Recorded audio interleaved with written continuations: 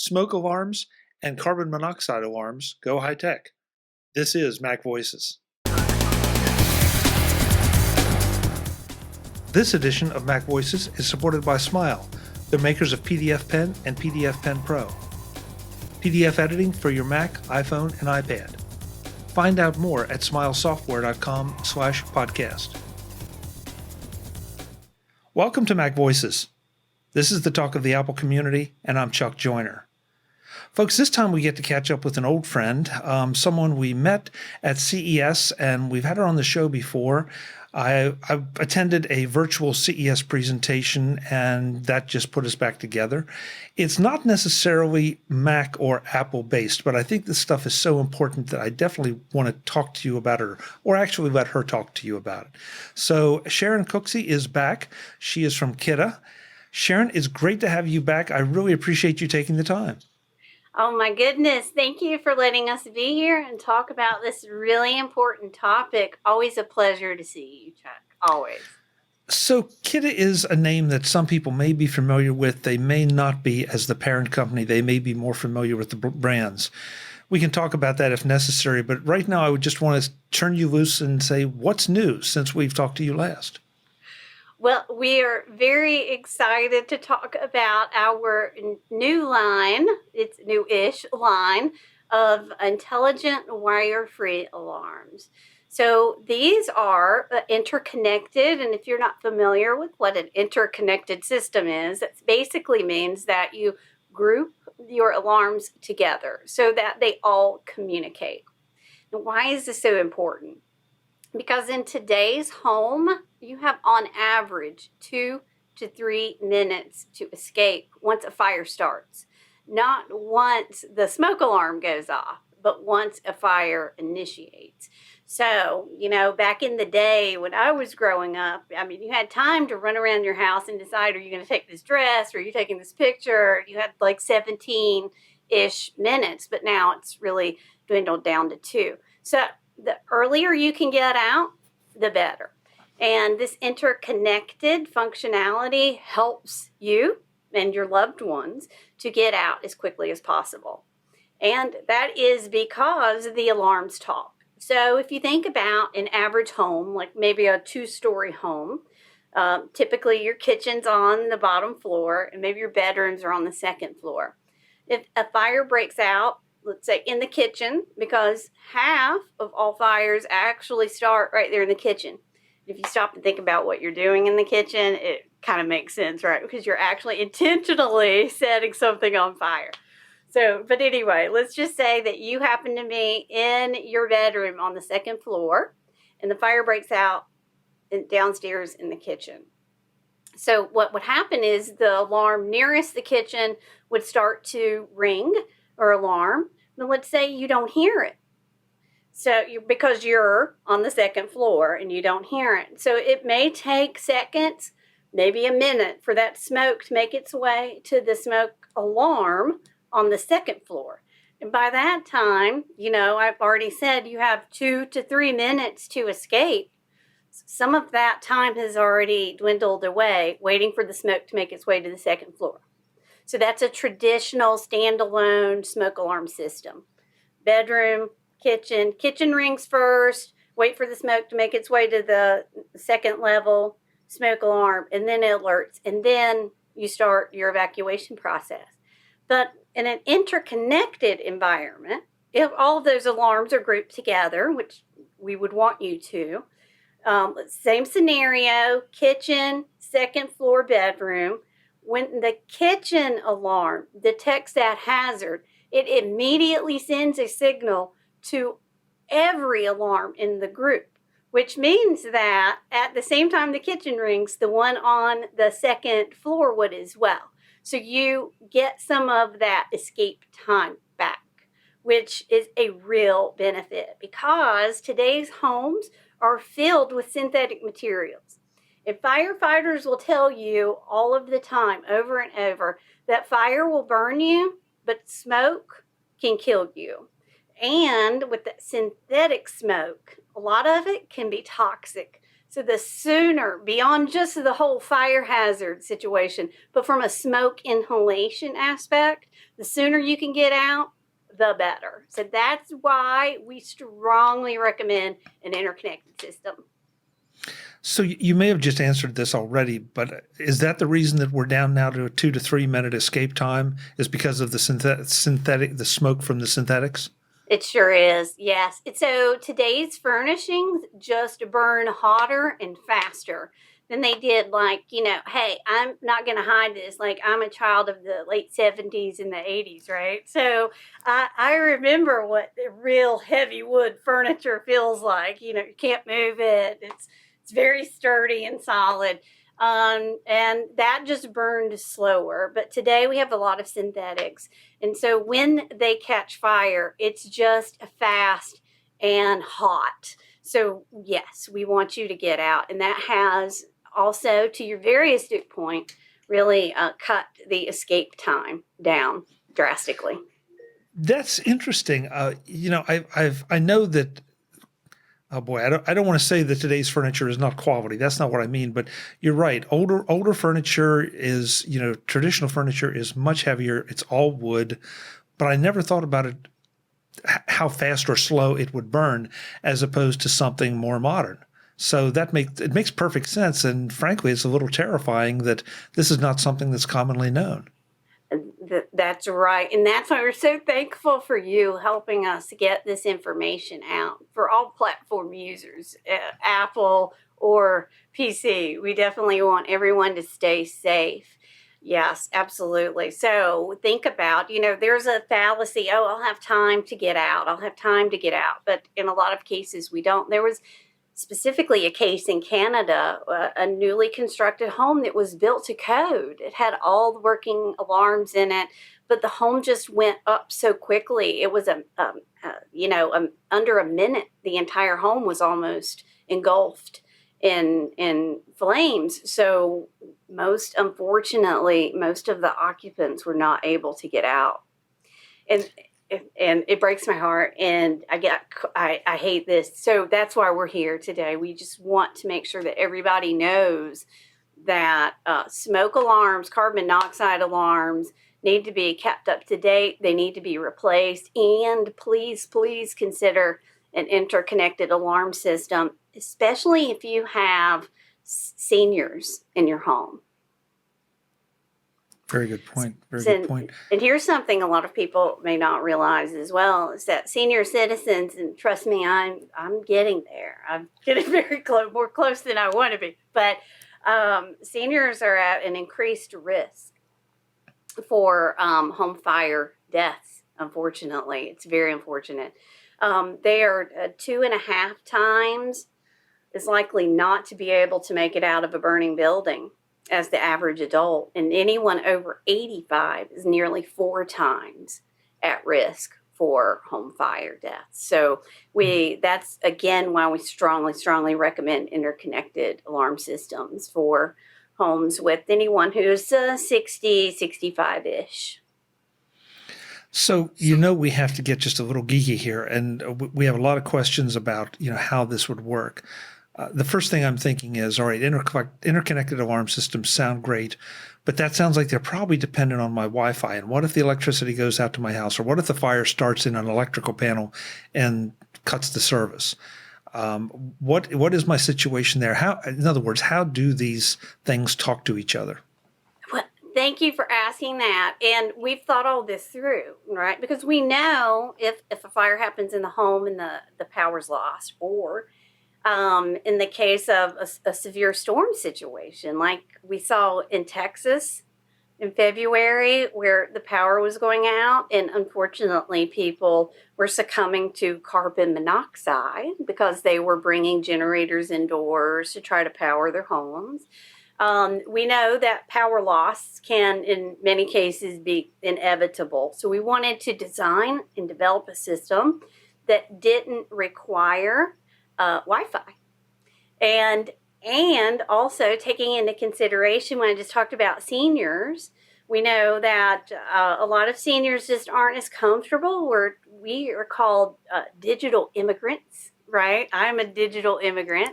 We're not digital natives like the 20-year-old who grew up on an iPad. The average person has an iPad now to be like 18 months. I mean, I think I was 38 before I even had one, right? So we know that a lot of our older communities aren't very comfortable with technology. Like, I know I've told you this already, but I'm going to repeat it.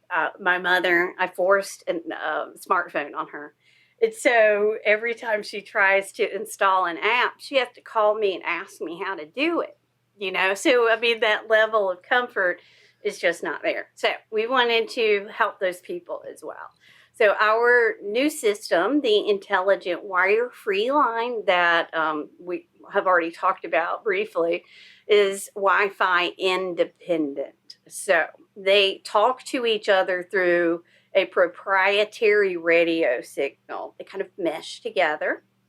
And the signal is a proprietary because we don't really want your smart toaster to use that same signal, right? Because this is life safety stuff. It really needs to be on its own frequency. And so that's what this is designed to do. Also, our intelligent wire-free series has built-in 10-year batteries. So you can choose from one of two power source options. So the one line is hardwired. It's that standard, you think about it, smoke alarm that's wired into your ceiling or high on the wall, into your home's electrical system.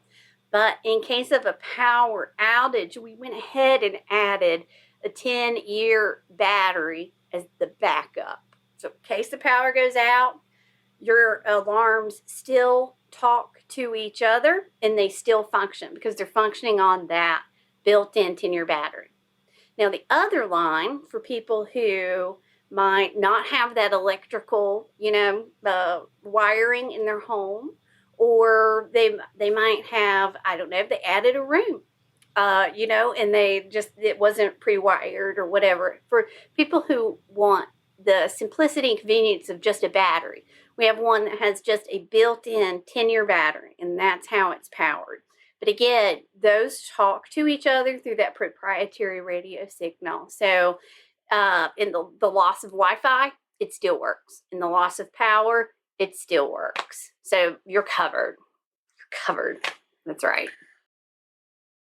This edition of MacVoices is supported by Smile, the makers of world-class software like PDF Pen and PDF Pen Pro.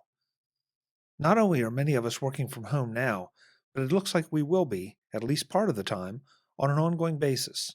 That means even less paper than before, which in turn means more PDF documents. And that means that you need the power of PDF Pen and PDF Pen Pro from Smile more than ever. With PDF Pen, you can not only annotate documents, but edit them, just like a word processing document, even if the author didn't intend for you to be able to. Just run them through PDF Pen's built-in optical character recognition, and you have editable, searchable text to work with to fix typos, correct grammatical errors, or modify the content. And if you're working on secure documents, not only can you add a password to protect them from prying eyes, but you can also securely redact them so that something you don't want seen can't and won't be seen.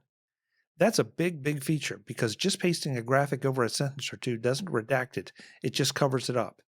And what can be covered up can be uncovered. With PDF Pen, it isn't just covered up, it's gone. There are so many features and capabilities of PDF Pen, way too many to list here, and even more with PDF Pen Pro. And let's not forget PDF Pen for iPhone and iPad, which brings the power of PDF editing to your mobile Apple devices. Right now, go to smilesoftware.com/podcast and see what PDF Pen and PDF Pen Pro can do for you. Download a demo version and then add PDF Pen to your productivity toolkit. That's smilesoftware.com/podcast to do more with your PDFs from Smile, the makers of world-class software. Thanks to Smile for their support of MacVoices. Okay, so I want to make sure here, the one that's hardwired with the 10-year battery, that battery is still only good for 10 years. So at the end of 10, even though it's powered, it's not like my power drops off for a year and so I've only got 9 years left. It's one way or another, each one has to be replaced at 10 years. Is that correct? That's right. That is such a correct statement. Absolutely. And here's the thing. Every smoke alarm, please, thank you for giving me the platform for this because it's super important. Every smoke alarm needs to be replaced every 10 years. This is so important. I'm going to put that line on rewind. Every smoke alarm, whether it's battery powered, whether it's hardwired in, whether you have replaced the batteries in the last 6 months or not, at 10 years, every smoke alarm needs to be replaced. The whole unit, the whole alarm, not just the batteries. We see this over and over and over again where people think, well, I've changed the batteries, so my smoke alarm's good. At 10 years, we want you to replace it because there is, to get a little tech geeky here, there is a sensor inside, right? So you think about how often, hey, Chuck, how often have you dusted your ceiling? I refuse to answer that question. If asked, I would refuse to answer that. I would plead the fifth. So if you think about where your smoke alarm is, and or combo alarm, I want to get to that in a minute too, but your combination smoke and CO alarm. But if you think about where it is and how infrequently you might dust that area, I know I don't. That sensor, that the stuff kind of collects in that unit, and just like every piece of technology in your home, it just needs to be replaced, over a certain period of time. So that's universal. It's not just Kidde. It's a universal recommendation. Every smoke alarm needs to be replaced every 10 years. So I can tell you this little anecdote. I go out often with the fire service and do those, knock on your door, can we check your smoke alarm neighborhood canvases? And so I would say 8 of 10 will say, can we check your smoke alarms? Oh, they're fine. I just replaced them, right? So we knocked on this one man's door and we were like, hey, we're in the neighborhood. Can we offer to replace or check your smoke alarms? And he was like, oh, we just replaced them. They're fine. They're fine. Long story short, here's what had happened. It was an older couple and his wife had just had an aneurysm. And it was a 3-story home. And because she could not talk and she could almost walk, they had moved 3 stories of, your household stuff into like a half of one floor, right? So there was just a lot of stuff. And then you were like walking around things and over things. And needless to say, the escape path was not there. Like we want you to be able to get out, And so anyway, we went and checked his smoke alarms, and they were literally manufactured in 1989. It was like the kind that had the school bell in it. You know what I mean? With the clanger. Yeah. Mm-hmm. And they didn't even have batteries in them. Oh, my God. And so I donated to him about 20 of the intelligent wire-free alarms because they needed the earliest possible notification if that family was going to get out because, paths were blocked and they just needed extra time to get out. So we were very happy to donate those to him. But sorry, I kind of got sidetracked. But the moral of this story is that a lot of people falsely believe that their alarms are up to date. And as a matter of fact, we believe from a nationwide perspective that less than half of all homes are properly equipped with smoke alarms, carbon monoxide alarms, and fire extinguishers. That's right. I have to admit, I did not know that everything should be replaced every 10 years. What you're saying makes perfect sense. It's the kind of thing that we don't think about. And one thing that appeals to me about the 10-year battery is because, yes, I've been in homes, I've lived in homes where every year the time change, you put the new batteries in, you think you're good. if you skip it, if you forget it, then inevitably the little things start to chirp, and they will never chirp at 2 in the afternoon. They always chirp at 2 in the morning. I think that's programmed into them. I swear it's not. I swear. And then you're up at 2 in the morning, and inevitably you can't decide which one is chirping. So you're trying to go from room to room to figure out which one. So that appeals. But this idea of 10 years with one alarm and not having to hassle with it, that appeals a great deal. The internet connectivity appeals a great deal. And now the fact that it's not dependent on my Wi-Fi or even my electrical is great. So, but I have one other thing that's coming up, and I'm a little scared to ask, and that is, how easy is it to set these things up? Because I think what we just described sounds like it would be a real major hassle to set up, and I'm hoping you have solved that. Hey, your wish is we bring it, right? So absolutely, we have solved this, and I know. Sorry, I just want to loop back to the 10 years because I want to make a really important point here. Actually, over the total cost of ownership for an alarm, the built-in 10-year battery is actually cheaper. So by about $60. So if you factor in the replacement of the batteries, and that doesn't even bring in your sweat equity, your time and dragging the ladder out and running to the store to buy batteries, et cetera, et cetera. So I just wanted to make that additional benefit point for the built-in 10-year battery. And I would not have, I admit, I would not have thought of that. But you're right. We're talking about 10 years of batteries, which is, that's, what is that? 2 or 4 sets of AA's each year. That's not crazy, but it is a factor when you're talking about doing apples to oranges and comparing. Exactly. And to your very astute point about the fact that your alarm always rings at 2 o'clock in the morning. So here's what the average person, I'm going to say the average person, would do is you're sound asleep, your alarm starts chirping for, due to a low battery at 3 a.m. I mean, if I'm that person, I'm probably going to get up and either throw something at the alarm to get it to shut up because, I value my sleep, right? Or I'm probably going to, in my, fog, I'm probably going to pull the battery out to get it to shut up. And then I'm going to go back to sleep. I'm unprotected. And then the next morning, I'm going to race to work. And then I'm going to come home. And then I have forgotten to put the battery back in to the smoke alarm or the carbon monoxide alarm. So, we know of home fire deaths that 3 of 5 come from homes without working smoke alarms. Now, a working smoke or carbon monoxide alarm is one that has a fresh battery source or power source. 10-year battery fits right in there and is up to date. So I can't emphasize enough how important it is to keep your alarms up to date. All right, now I'm going to switch over to talk about how very easy it is to set up our intelligent wire-free line. So I have some footage that I'm going to share with you.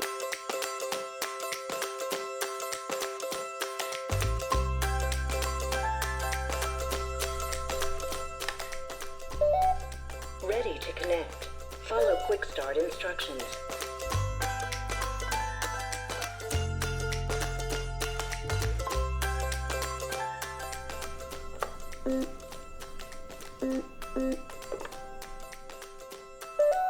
Searching for other devices. Success. Now connected. Now connected. Success. Now connected. Success. Now connected.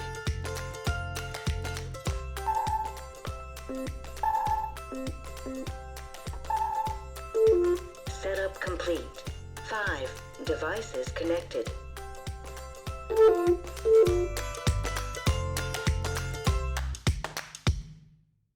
But I know I talked about my mom already, right? She's in her 80s, and she calls me. She's not tech savvy. I gave her a streaming stick for her TV, and she couldn't figure out how to do it. So she's just really not, on the tech train, if you will.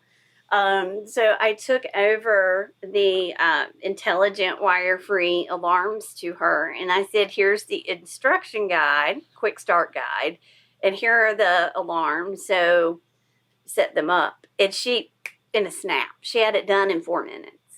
She was ready to rock and roll. So I'm just here to testify. If my mom can do it, it's a simple process. And I'm not throwing shade on my mom. I'm just saying she's she's fantastic mother. Yeah. Sharon's mom, if you're out there, I'm not sure that was good. But yeah, my mom, please don't watch this. Turn it off right now if you're watching. But if she can do it, I'm telling you, it's an easy process. So really all you do is you put your alarms together. Let's say you decide you want 5 or 6, it depends on the size of your home and the different models that we have available. You can mix and match the models. They all have that same kind of built-in radio system that talks to each other. So you can mix and match. We have smoke and a light that you might want to put in your hallway, in case of a fire, because smoke is thick and heavy and it makes it very hard to see. And a combination smoke and carbon monoxide alarm. So that's the 3 core models available, and either hardwired with that 10-year battery or just a battery with that 10-year battery. All right, so you put them together on a table or a flat surface, and you just pick any one. It doesn't matter. They will all talk to the other one. You can pick a temporary master. You hold the button down until you hear 2 beeps. It takes about 3 seconds. And then it says beep, beep, setting up. And then it automatically talks to the rest of the alarms, and it goes connected, connected, connected, connected, connected. So you opened up the loop, right, the system. It found its mates, if you will. And then you want to close the loop. You press back down on that same alarm twice until you hear the beep, beep. And then it's connected. And it's ready to install. There's no download of an app. There's no logging in and setting up an account and confirming your email address and then, writing back to no, I don't want your emails. There's no opting in or opting out. There's no nothing. It's just a standalone system, and the alarms talk to each other. Okay, so let's say that I'm a little skeptical to start off with, and I'm going to get 2 of these. And I pair them up per the process you described. What kind of range is there between? In other words, if I put one in my basement and one at one corner of the house and one in my upstairs at the other corner of the house, how close together do they have to be to talk? Obviously, there are benefits to having one in every bedroom and kitchen and all, but what are my ranges? So it depends on how big your home is, but unless you live in Buckingham Palace, they should be able to communicate with each other. I can get the range for you. I believe it's around 2,000 feet, but I'm not confident on that right now. But I can definitely pull the tech specs and get back to you on that. Well, that's okay. That gives us an idea of it's not like it has to be 2 rooms adjacent or 1, 2, 3 rooms. It pretty much will cover your house unless you just, as you say, live in a mansion of some kind. Exactly. Yeah, they're designed and engineered for the average modern home, really. So, I have a 2,000 square foot house, and it would easily cover, 3 would easily cover this. Now, that's not enough. Not enough because right. We want you to have an alarm in every bedroom, outside the bedrooms, and at least one on every floor. Yeah. So, but again, going back to my skepticism, so I set my 2 up, and I decide that I really like this. The setup was just like you talked about. Can I then add additional units to my what you call it, your circle or whatever? Yeah, to your group. Yeah, yes, sure can. There are instructions inside of every unit that it's a quick start guide, and on one of the latter pages in that booklet has how to add to an existing system. It's just as easy as I described with the setup. You just press beep, it goes searching, connected. You close the loop, and then you install the alarm. It's very simple. Got it. It's a So simple it, process. it sounds like it's a lot simpler than installing most of the electronics I've installed in my home. Exactly. It's actually, and I can tell you this, I have a home that has hardwired, like, the traditional standalone alarms. And when I installed them, it was much easier than the first time I installed with the traditional standalone alarms. I thought that technology has just come a long way, and we're very invested in the customer experience. And we want to make sure that, when you're setting your alarms up, that it's a great process, that it's seamless and easy, and that you have the confidence that you are connected and covered. Definitely. So there's so many things I'd like to talk about, but I want to make sure we stay on task here. So what kind of pricing levels are we talking about for the different models, and especially the combo model, because the carbon monoxide, that's something that, I'm not going to say most of us, a lot of us don't have, and we really should. And so to be able to do this and get all the benefits of this connection technology would be phenomenal. So it depends on your retailer. Clearly, it's available on our Kidde, KIDDE.com site. We have an online e-commerce store. And also we're available at a variety of big box like the Home Depot, Menards, Amazon, the list goes on. But generally speaking, you can buy top of the line smoke and CO combo alarm for about $80 or $90, which is, in that category, in that space, it's significantly less expensive than some of the other models that are like it, that offer the same functionality. Yeah, well, and I'm thinking, first of all, Kidde is a name that you may or may not know, but it is a very, very good name. It's an old, reliable name. 100 years. We've been around 100 years. Mm-hmm. Wow. We developed one of the very first detection and suppression systems. Our founder, Walter Kidde, did. Mm-hmm. Interesting.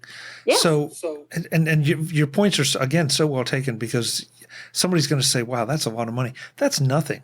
For 10 years of protection, that's less than $10 a year, and you don't have to buy any batteries. All you do is, go through the process, mount it and forget it, and put a reminder somewhere on your calendar for 10 years from now, and, you'll be set. And to that very astute point, two things. Number one, we want you to test your alarms weekly, or we recommend weekly, just to make sure. All you have to do is just hit the button and keep on going. It's fine, just as long as it signals. If it doesn't, call us. We'll replace it. We guarantee them for 10 years. So, number two, our new alarms, specifically the intelligent ones that we're talking about, have what I call a replace me reminder. So they chirp twice to tell you that it's time to replace. So it's a chirp 30 seconds, chirp 30 seconds. So that's our, hey, it's time to replace me signal. Technically, it's called an end of life signal, but I call it replace me. Yeah. Hey, it works. It works.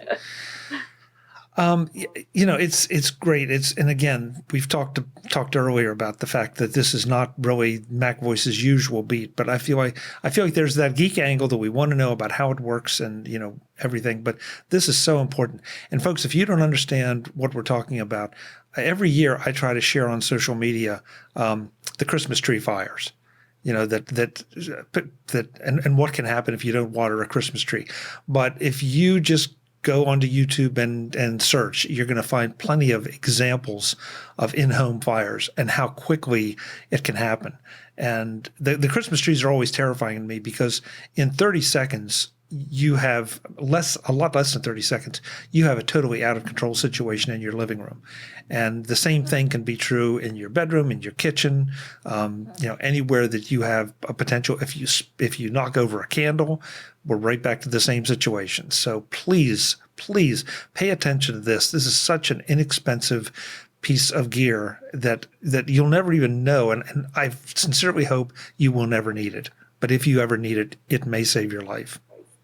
That's such a great point. That's exactly it. We want you to have it there, and we hope that you don't need it. We really do at Kidde. We hope that these never have to alarm, but we want you to make sure that they are working and can alarm in case you do need them. Absolutely. Sharon, thank you. The website where folks can go to learn more. KIDD Kidde, KIDDE.com. And I would love for people to go learn more about carbon monoxide alarms as well.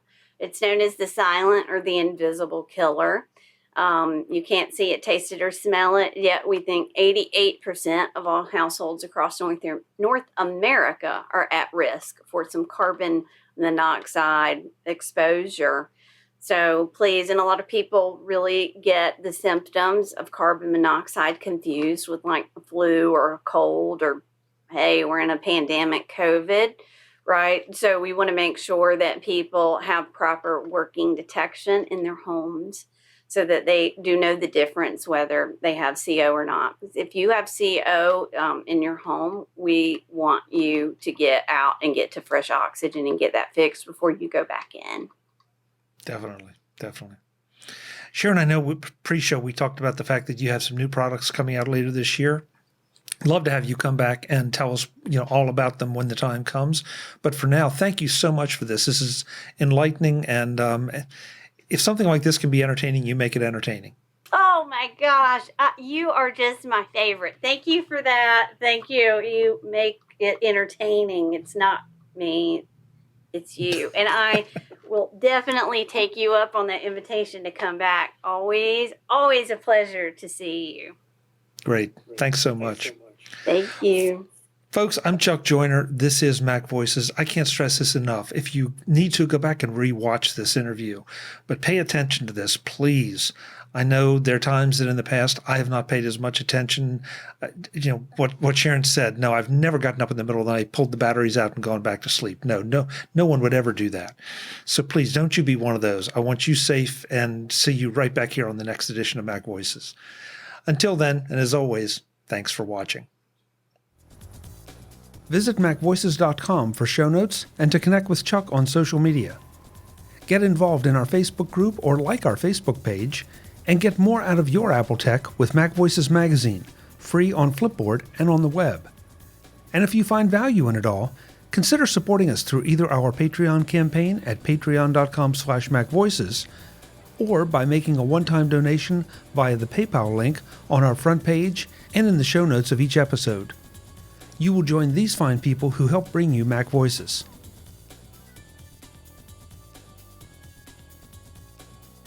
Advertising handled by Backbeat Media at backbeatmedia.com. Bandwidth provided by CashFly at cashfly.com.